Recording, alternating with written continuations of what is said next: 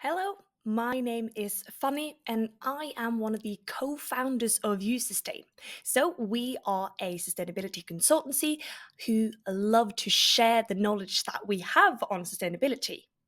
So today I am going to talk a bit about CDP and if it's more important than ever to disclose through the CDP in terms of all of omnibus and all the uncertainties in the sustainability reporting community. Now, what is the CDP to start? Now, CDP is the Carbon Disclosure Product. So, this is a non-profit organization that was founded in 2000. So, it's actually coming up to 25 years this year. It is a non-profit that runs on the world's only independent environmental disclosure system for companies, capital markets, cities, states, and regions to manage their environmental impacts as defined directly by themselves. Now, what does this mean? The CDP is an independent platform where companies and cities, states, and regions can go in and publicly disclose their sustainability efforts. What this does is that they provide public insight to potential investors.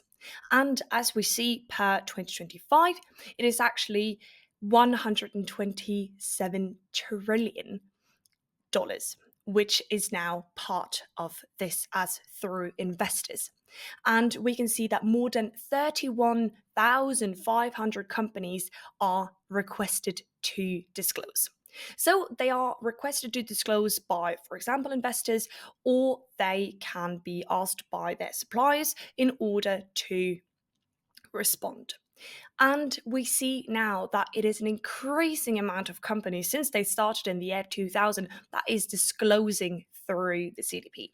So it's actually coming up to 24,800 companies and increasing that every year go in and disclose their sustainability impacts, efforts, carbon accounting, so on and so forth, and around 1,000 cities, states, or regions. What it actually means is that they disclose through three different categories. So they disclosed through climate, forest, and water, which previously have been three distinct separate modules or categories to disclose on, whereas now they have become more intertwined as one within the disclosure portal, we can say. So what they do is that every single company, they respond to the categories which are relevant. So if your company does not have any activities that is related to a forest or forest activities, or in your supply chain, it will not be necessary for you to respond to the forest questions. However, if you are asked to disclose to every single one or whichever categories you are asked to disclose on, you will disclose all your information as part of a questionnaire. And a couple of months later, you will get a scoring. And that is what you see in front of you now. So you will get a score within each individual category. So you will get a score for climate, one for forest, excuse me, and one for water. And that is based on how well your company is actually performing in these different categories. So the best grade is, of course, an A, and if you completely fail to respond even, you will get an F. You can also compare yourself with other other companies, and both within your sector and without your sector. Or if you just are curious, you can go in and have a look at what scores the different companies are having. The CDP actually has so much influence that we see that companies that get a bad score compared to companies that get a good score can actually change the stock market. So the day when the CDP scores are published, we can see that companies scoring well and getting an A score, they actually go up on the stock market. So this is actually having a really, really big impact for the companies that decide to disclose. And this is sort of what it looks like in the portal of the CDP, in the CDP world, where you go in and actually respond and report and disclose. So you have all the different chapters, so 1 through 13, depending on which categories are relevant to you, where you answer everything from how is the company's governance? What are your risks and opportunities? How are you managing your forest, biodiversity, plastics, water security? What is your business strategy when it comes to sustainability and sustainable development? And then also who and how is the company working with this, and what is your transition plans, what are your targets, so on and so forth. It's actually a really, really long questionnaire, so you see it's divided into these different chapters, but it's actually more than 400 questions that you are answering. And also, if you are within a specific sector, you will also get additional questions specifically for that sector. And also, if you're finance, working with financials, you're a bank, you also have a slightly different questionnaire than this one. And why is this so important? Well, we see that 80% of global investors have actually included sustainable investment policies within their boundary of investments. So, this is actually a 60% increase in the last 5 years. Now, sustainability has always been somewhat important. We see that things like corporate social responsibility, which was the key word a couple of years back, is still very much relevant. But it's also these GHG accounting, climate risk, transition and adoption policies, target setting, which have been these words that we've heard about for several years, but the CDP is sort of structuring these. It's using known frameworks and include them into their disclosures. So the CDP, they collaborate with, TCFD, CSRD, science-based targets, and then they form the questions in alignment with these frameworks. So it's not like they've invented a new wheel, they are just reusing all the good frameworks that we already know about and these keywords that we've heard about so many times. The reason why this is important, and specifically as I'm talking about investors, this is very much an investor portal where the investors can go in and collect necessary information about companies they are potentially investing in or already investing in. Because every single company within all of these different sectors are getting a rating or a scoring and can be compared, which gives them sort of a green, yellow, red scenario. Because, of course, banks, they love risk in all forms and sizes. They want to see how you are doing. They want to see that you have your ducks in a row, essentially, and that you know what you are doing and that you are disclosing this in a transparent way. This means that the companies who are actually doing well, the financial institutions or investors, they want to invest in. And this could lead to, of course, a bank giving green loans, that you're able to provide this certain information, or just in general that you show that you are better than your competitors. What it also does is that it allows a financial institution to compare you with apples. So it's comparing apples to apples and not apples to oranges or any other fruit for that matter. But they can see if you work with fish farming, for example, they can compare you directly with another company that works with fish farming and then see what score did you get compared to you competitors, showing that you are actually working in a better way towards sustainability within your company, and then potentially getting the allocation of money that the other companies will not get. Then I want to talk a bit about the CDP and CSRD. We have all hopefully heard about the CSRD, which has been this incredible framework that and law that came from the EU, which just now, as I'm speaking, the whole omnibus word has come out where we are discussing if we are to keep the CSRD or not. But regardless of if we are keeping the CSRD as it is per today, the CDP has still adopted the CSRD way of reporting. So from 2023 to 2024, the CDP did a massive, not rebranding, but restructuring of this disclosure portal and all the questions that were included.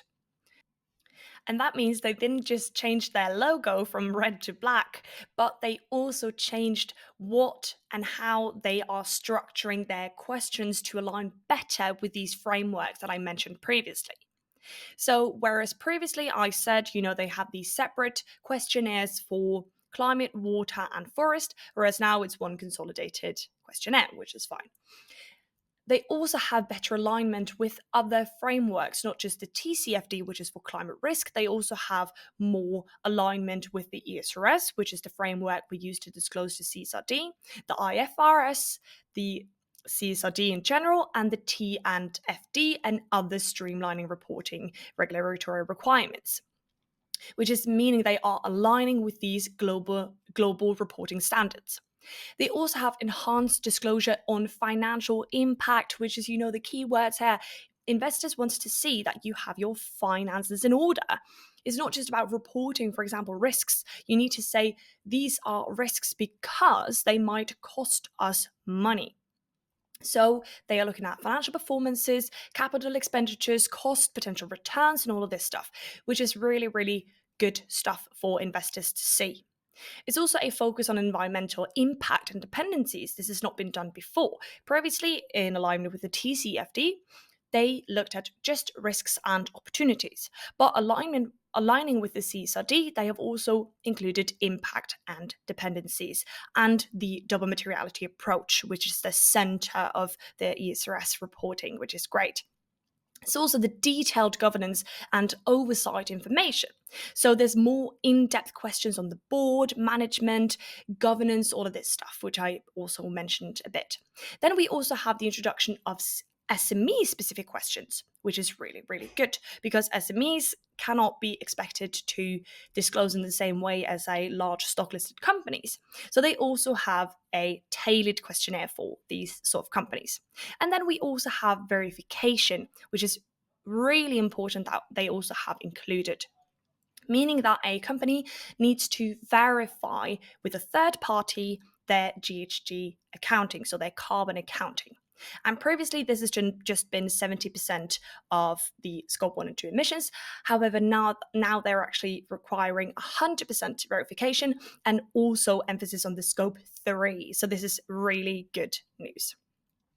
Now, there are direct alignment between the CDP and the ESRS.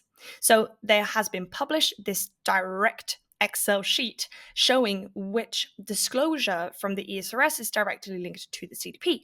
This also means that you do not need to do double reporting because the information that you are disclosing to CDP can already be found in your own internal CSRD report, which is really good for your company. That means you don't need to come up with extra information, because this has been a problem for companies for years on, that when CDP season comes, it's running around headless chickens. Where do we find the information that we not normally disclose in our sustainability report, annual report, and so on and so forth?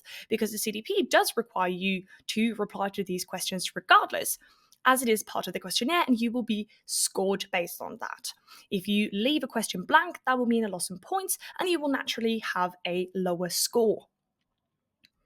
I will also attach the link to this in the description text of this video, where you can actually have a look at what these similarities are. Now, why continue with the CDP reporting despite of the omnibus? I just want to finish off by asking this question. There are several reasons why you should continue to disclose to CDP despite all the things going around in the world, with sustainability reporting being a bit on the back end of everything right now. There are global stakeholder expectations. Just because you don't necessarily still have to report in accordance with the CSRD, there will be others that will ask this sort of information. There are investors and financial market visibility that comes through this sort of disclosure. As I said, this is public information that investors can go in and have a look at, other competitors, other markets, where you can get this knowledge and share and be transparent with what you are doing. It is giving the competitive differentiation. As I said, they are comparing apples to apples. They can see what you are doing compared to others. It is also the environmental management and year-on-year comparability, because the CDP's methodology, it actually encourages internal alignment, data quality improvements, and goal setting. That means that you can compare yourself to yourself from previous years on. So you can see that one year you got a C on your scoring, whereas the next year you might have gotten a B, which means that you don't just compare yourself to competitors and other companies within your sector, you're actually comparing yourself to yourself. The CDP also supports these broader frameworks, which was there long before the CSRD was there.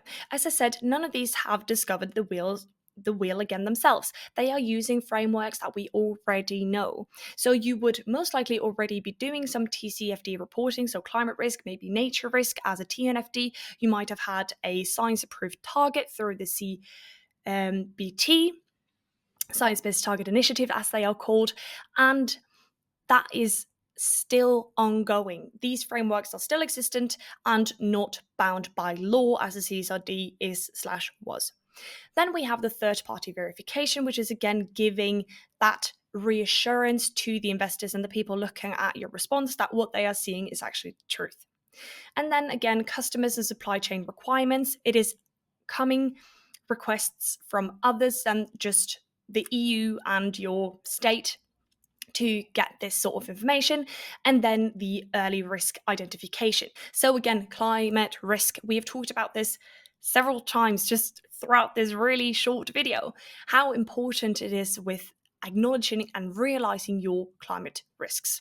So this is also sort of forcing you to have a look, because the amount of questions which is related to climate risk and the potential financial costs that this will have for your company, which again, investors love. So these are just some of the reasons why it's still so important and so relevant, despite you being enforced by law to comply with sustainability reporting. It is not just something new, it is continuing what you have worked on for so long. So I really, really wish for you to continue your CDP reporting, and I encourage it. That was my little rant for the day, and I will see you back later. Bye-bye.